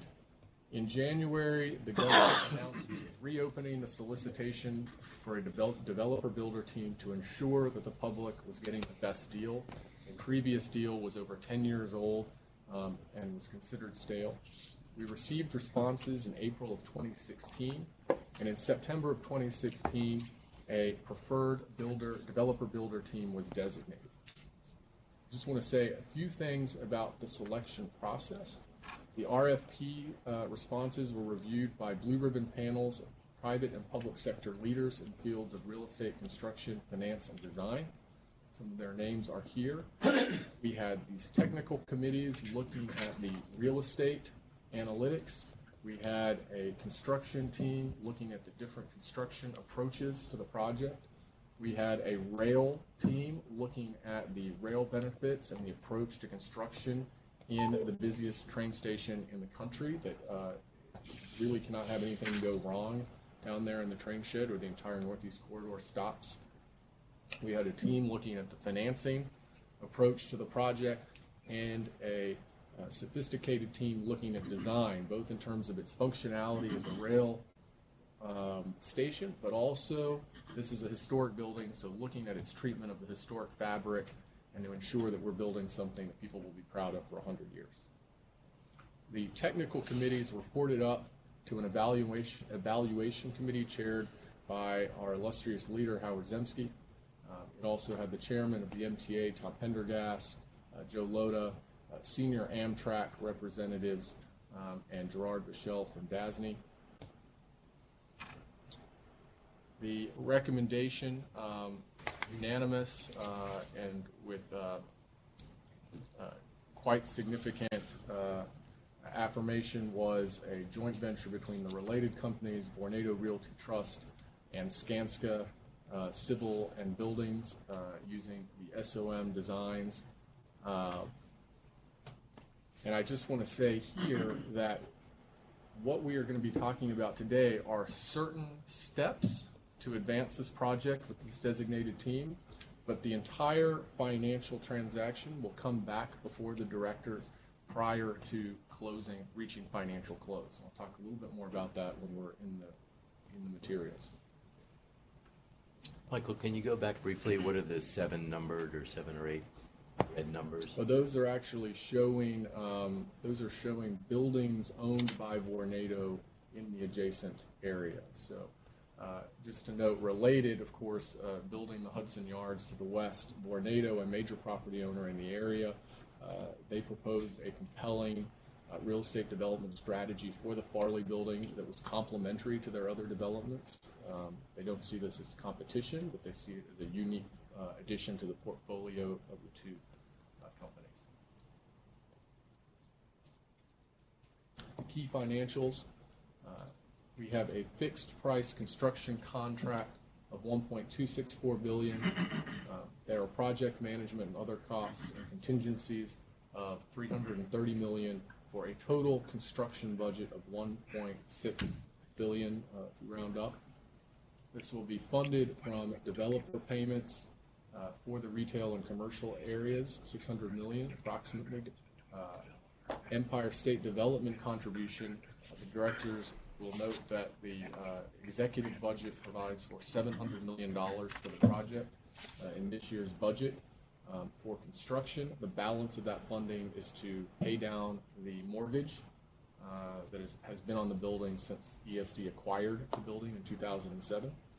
And then the remaining funding comes from the joint project sponsor of Amtrak, Long Island Railroad, the Port Authority, and then some select federal grants on the project.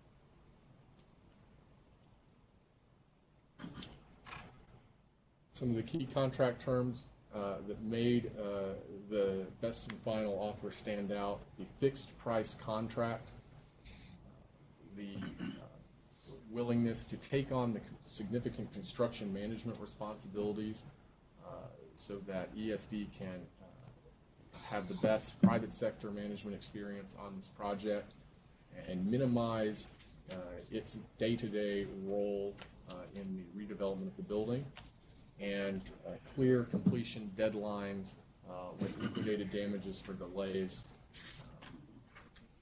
and of course adherence and a commitment to the 30% MWBE goal. Again, I'll just show a couple of photos and then we can move to the materials.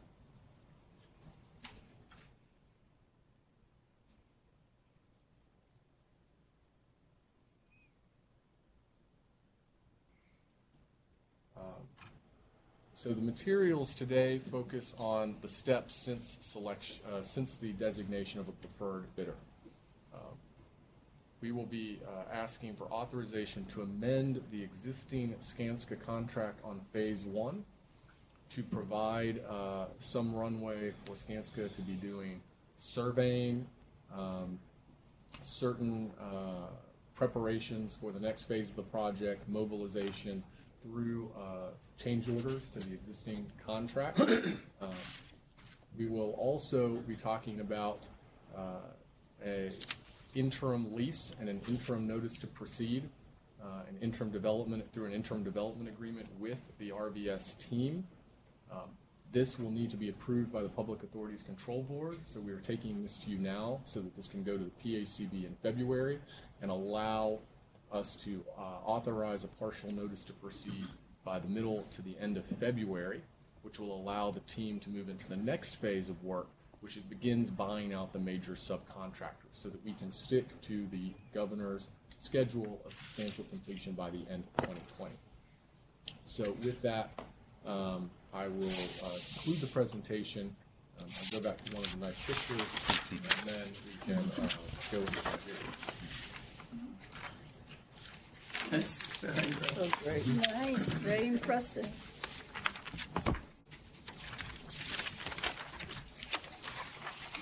Thank you, Michael. Great.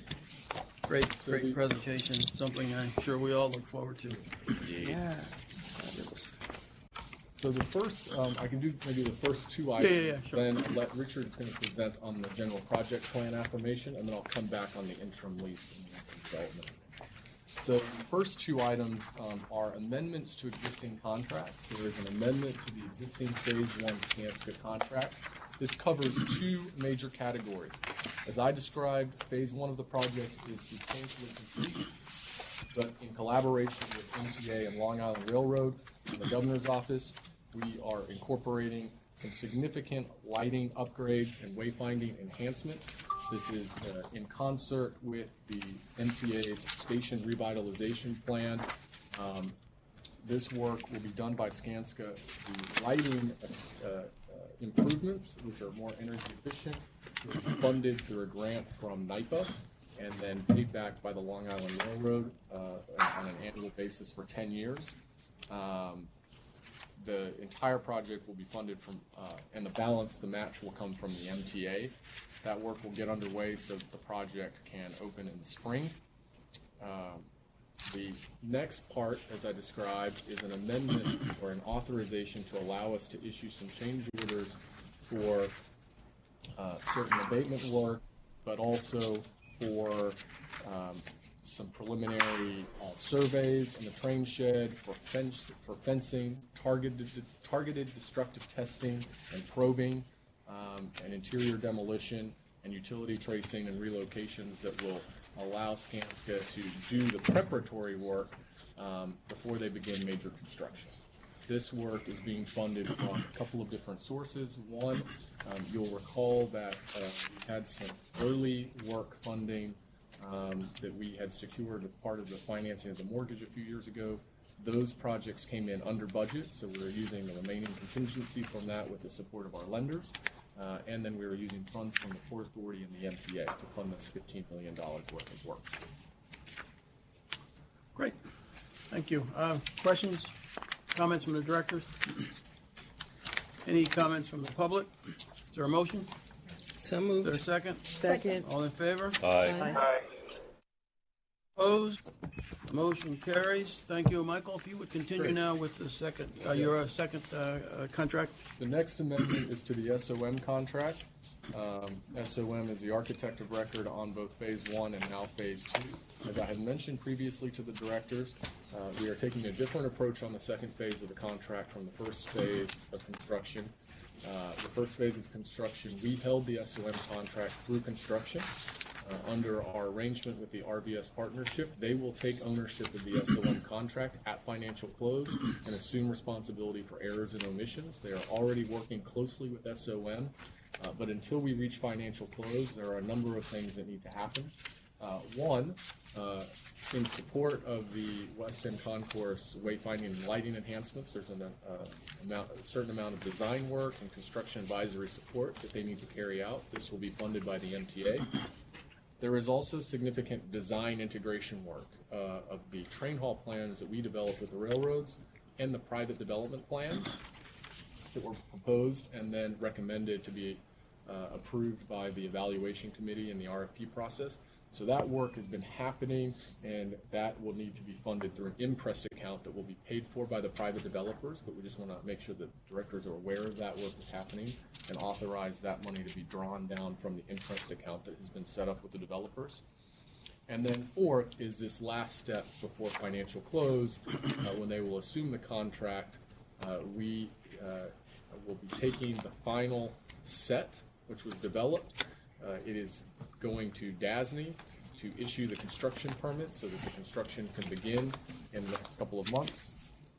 So the preparation of that final set, the review of that, and the pre-construction services supporting that work and supporting Skanska's preliminary investigation, surveys, and other things. So these are the pieces of the SOM amendment. All of this is baked into, all of the Phase 2 elements are baked into the $1.2 billion budget that we saw previously. Thank you. Questions or comments from the directors? Any comments from the public? Is there a motion? So moved. Second? Second. All in favor? Aye. Aye. Opposed? Thank you. That carries, and Michael will come back to you in a second, but now we're going to have Richard Dorado present the item relating to the affirmation of modified supplement to the general project plan. Richard? Good morning. I apologize for the length of the presentation, but there are a number of things that we sort of have to cover to implement the project that Michael has just described. It's requested that the corporation affirm with modifications the modified supplement to the general project plan in your materials for the Moynihan Station Civic and Land Use Improvement Project in accordance with the New York State Urban Development Corporation Act in order to effect certain modifications to the existing to the project's existing general project plan. If the directors so affirm the supplement, the existing GPP as amended by the affirmed supplement would constitute the amended general project plan for the project. On September 30, 2016, the directors adopted for public comment a proposed supplement to the general project plan and authorized a public hearing on the adopted supplement and the essential terms of the project transactions in accordance with UDC Act Section 6 and 16. On November 2nd, 2016, ESD received testimony and written comments at a duly noticed public hearing held at the project site. ESD received written comments until 5 p.m. on December 2nd, 2016. All testimony and comments received and the corporation's responses to such testimony are in the attachments to your materials. If the supplement is affirmed, the project will continue to include mixed-use transportation and commercial redevelopment that Michael has just described. It will also include a mixed-use redevelopment of an approximately 35,000 square foot parcel along the east side of 8th Avenue between 33rd and 34th Streets, adjacent to Farley and referred to in your materials as the off-site premises. In January of 2016, the Metropolitan Transportation Authority, ESD, and Amtrak issued a joint solicitation for the redevelopment of the Farley and Penn Station facilities. Part of that solicitation was the RFP that Michael described in his presentation. The goal of that RFP was to identify a respondent to conditionally designate as the tenant for the Farley building under a long-term lease from ESD, and then the tenant would perform leasehold improvements that were also described by Michael in his presentation. The process was successful. It obtained several major real estate development teams submitting proposals, and those proposals were reviewed, again, under the process that Michael described. Set out in the materials is the testimony that was received either verbally or in writing in the public hearing process. All of the comments were generally favorable. Some of the comments related to the importance of the community and transportation benefits. Those are described in your materials, but they're extensive. Regarding Madison Square Garden, it is not the subject of the existing general project plan or the supplement. ESD cannot delay the construction of the new train hall contingent upon solving the issues of relocating Madison Square Garden. Previous proposals to move Madison Square Garden to the annex portion of Farley were examined and were unsuccessful.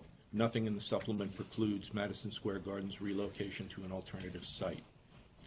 Regarding coordination of other projects on Manhattan's west side, such as the Gateway project for the new Hudson River Tunnel, the new Port Authority bus terminal, and the Javits Center, these projects have disparate timelines, unique objectives, and differing sponsors, and coordination is best served through the long-range plan coordinated by the New York Metropolitan Transportation Council.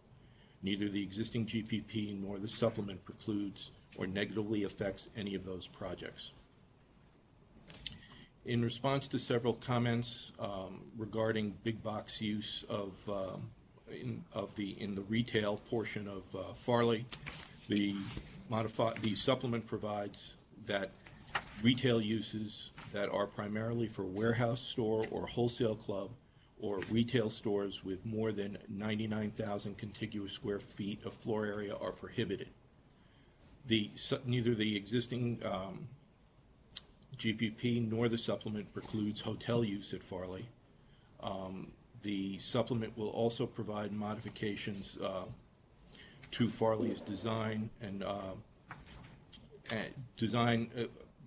modifications to the design and review process that is set out in the programmatic agreement, mostly to include the new developers who are coming into the project. Regarding request that the project proceed under the city's Uniform Land Use Review Project, this is an ESDC project, and the UDCX sets out the statutory process for public approval of the process. The City Planning Commission suggested a number of design changes to the off-site premises. These changes have been incorporated into the supplement.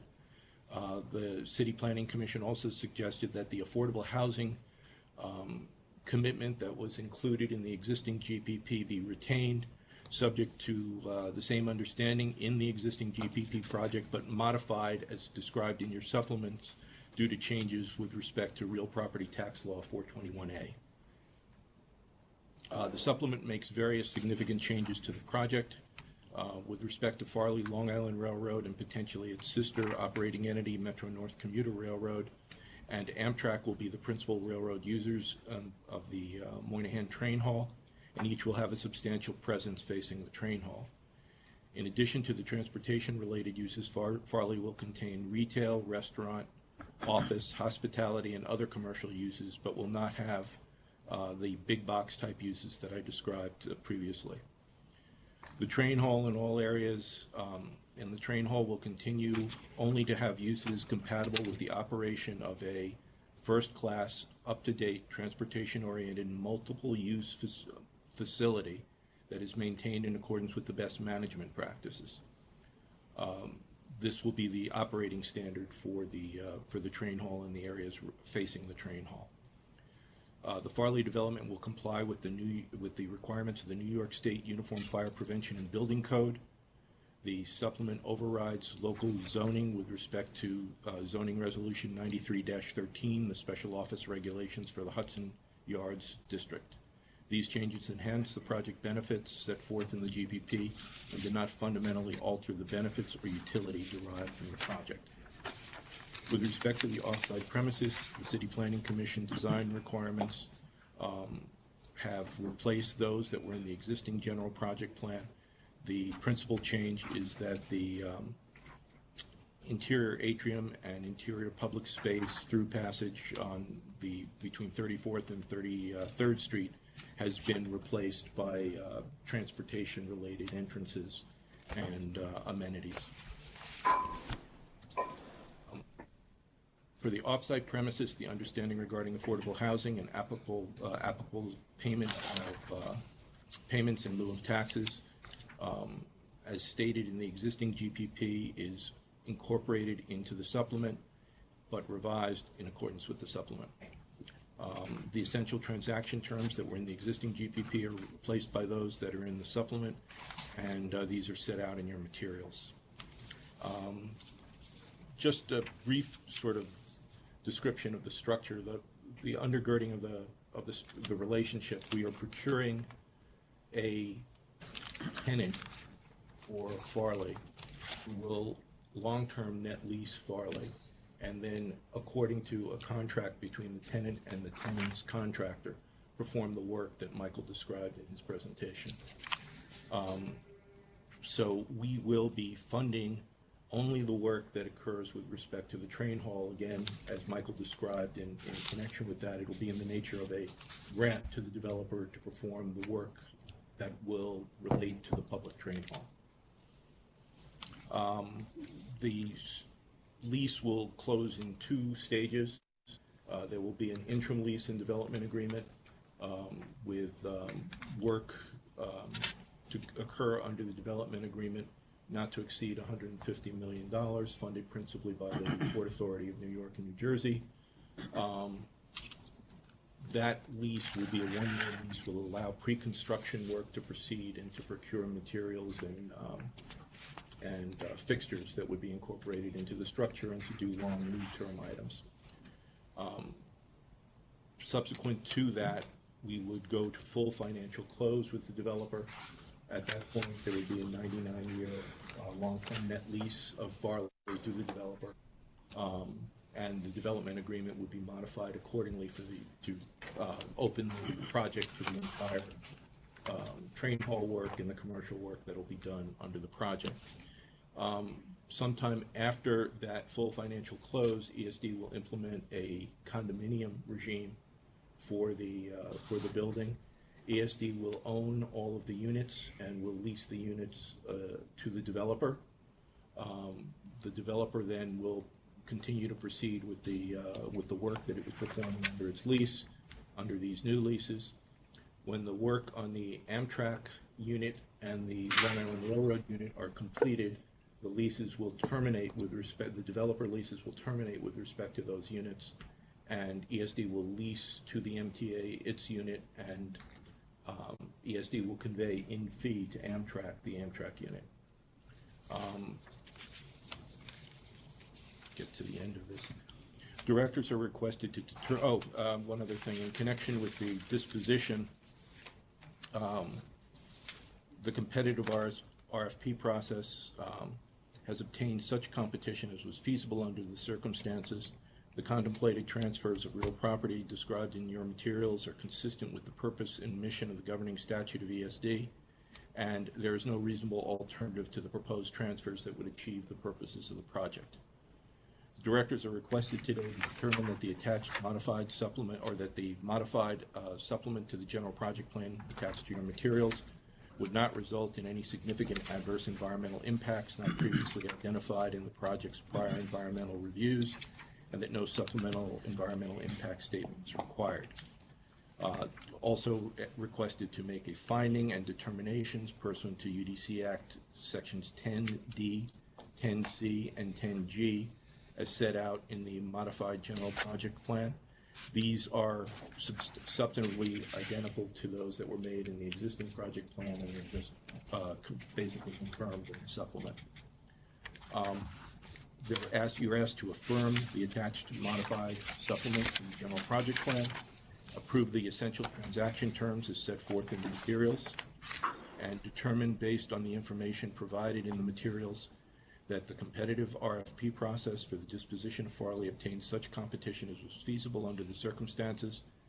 The proposed property transfers are consistent with the purpose, mission, and governing statute of the corporation, and there is no reasonable alternative to the proposed transfers that would achieve the purposes of the project, and to authorize all actions related to the foregoing. Thank you.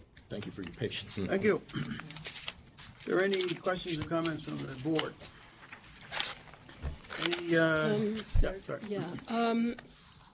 It's a little bit difficult to absorb all of this. Just hearing it, I tend to be, I guess, more visual than oral. I'm trying to understand what the ownership structure ultimately will be. What would be included in the net lease of the Farley building to the developer? Sure. So the structure is ESD will remain the fee owner, and the entire structure will be subject to a 99-year master lease to the developer. That includes the platforms underneath, or just the building on top? That's a good question. The train shed itself, let's say 20 feet beneath the building, is the demarcation of Amtrak's ownership. So they will actually, when we will construct the platform improvements, the vertical circulation, subject to a license and force account agreement with Amtrak as part of the construction, or the developer will. When those elements are completed, Amtrak will accept ownership of them, and there will be easement agreements between the condominium that will be created and Amtrak to allow for the free movement of passengers and the maintenance, operation and maintenance of those vertical circulation elements.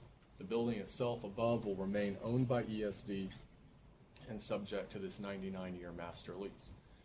It is envisioned that it will be broken up into a condominium that will constitute a retail condominium for the train hall retail and retail on the ground floor.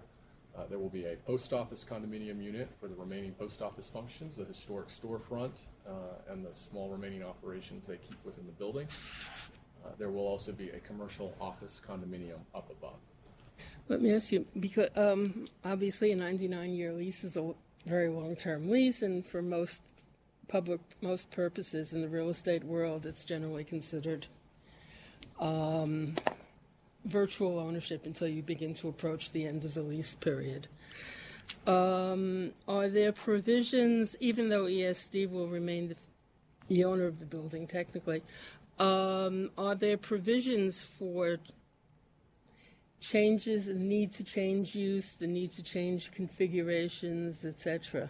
Yes, the lease provides for mechanisms for ESD and the railroads to work with the developers to reconfigure as necessary the train hall spaces, subject to ensuring that the developer is kept whole and the railroads are kept whole in terms of moving space around in the future.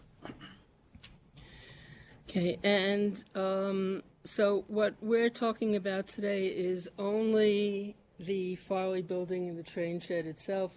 Has nothing to do with whatever work is being done on the platforms and the tracks. Is that correct? So there are a couple of things. One is amending the general project plan, which is the overall approach to the project, including the off-site premises across the street that we are still working with the development team to monetize.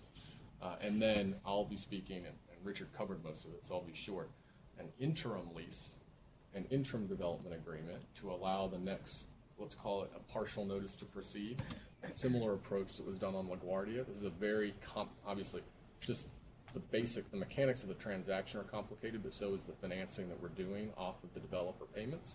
So we need some runway to close on the financing. So we want to use this period, though, with some of the grants money made available by the Port Authority to allow work, mainly the buyout of some of the long lead subcontracts, the skylight, the escalators, the elevators, so that those subcontractors can begin working. Not literally working in the building, but starting the engineering process and the shop drawing process, which takes months and months. So we can get that work underway. But in order to do that, we have already essentially drafted the full development agreement. In fact, I spent all weekend at our law firm's offices with the other side. That will be the basis of the partial notice to proceed. In addition, we're finalizing the negotiations on the condominium documents and the master lease. All of those documents will not go into final effect until financial close and will be brought back to the directors with all the key terms and obligations before we close on the overall deal and on the financing. But this interim period, which we're seeking authorization for, allows us to use grant money from the Port Authority so that Skanska can begin to buy out the subcontracts and start that preliminary engineering work that's necessary to adhere to the aggressive schedule that we've set. In terms of, but I'm happy to answer any other questions on the commercial transaction structure as it's set forth and as we're negotiating. What is the